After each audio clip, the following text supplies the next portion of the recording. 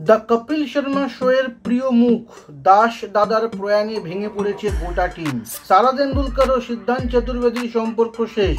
পরিবারের সঙ্গে দেখা করার পরেই ভেঙে গেল তাদের প্রেমের গল্প। টম ক্রুজের মিশন ইম্পসিবল 8 হলো 2025 সালের সবচেয়ে বড় ওপেনিংওয়ালা হলিউড ছবি, বক্স অফিসে বাজিমাত।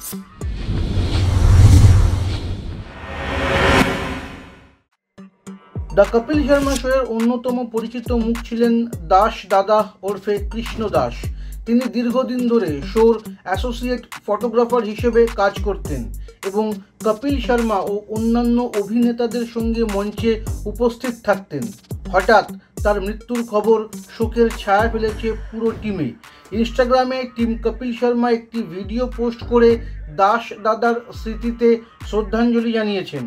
ভিডিওটিতে দাস দাদাকে মঞ্চে ক্যামেরা গলায় দেখা যায় এবং বিভিন্ন অতিথিদের সঙ্গে তার মুহূর্তগুলো তুলে ধরা হয়েছে এই ভিডিওতে। ভিডিও দেখে দর্শকরাও আবেগে ভেসেছেন। তার মৃত্যুতে এক গুরুত্বপূর্ণ ব্যাকস্টেজ সদস্যকে হারালো জনপ্রিয় এই কমেডি শো। সারা তেন্ডুলকর ও অভিনেতা সিদ্ধান্ত চতুর্বেদীর প্রেমের গুঞ্জন কিছুদিন আগেই চর্চায় ছিল। এমনকি দুই পরিবার একে অপরের সঙ্গে পরিচিতও হয়ে যায়, কিন্তু হঠাৎ করেই সেই সম্পর্ক ভেঙে যাওয়ার খবর সামনে আসছে। টাইমসের এক রিপোর্টে জানানো হয়েছে, সিদ্ধান্ত নিজেই এই সম্পর্ক থেকে সরে আসেন। পরিবারের সঙ্গে সাক্ষাৎ করার পরই নাকি তিনি বুঝতে পারেন এই সম্পর্ক আর চালিয়ে যাওয়া সম্ভব নয়। সম্পর্কের শুরুটা ছিল খুবই সিরিয়াস, কিন্তু ভবিষ্যৎ নিয়ে চিন্তা করেই তারা আলাদা হওয়ার সিদ্ধান্ত নিয়েছেন।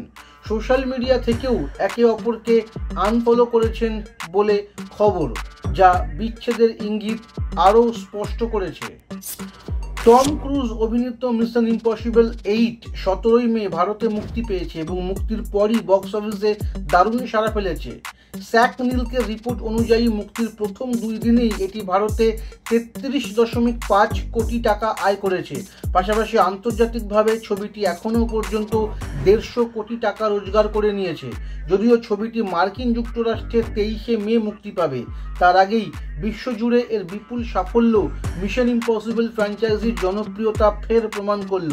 অ্যাকশন, থ্রিল ও টম ক্রুজের দুর্দান্ত পারফরমেন্স মিলে এটি 2025 সালে সবচেয়ে বড় হলিউড হিট হয়ে উঠেছে ইতিমধ্যেই।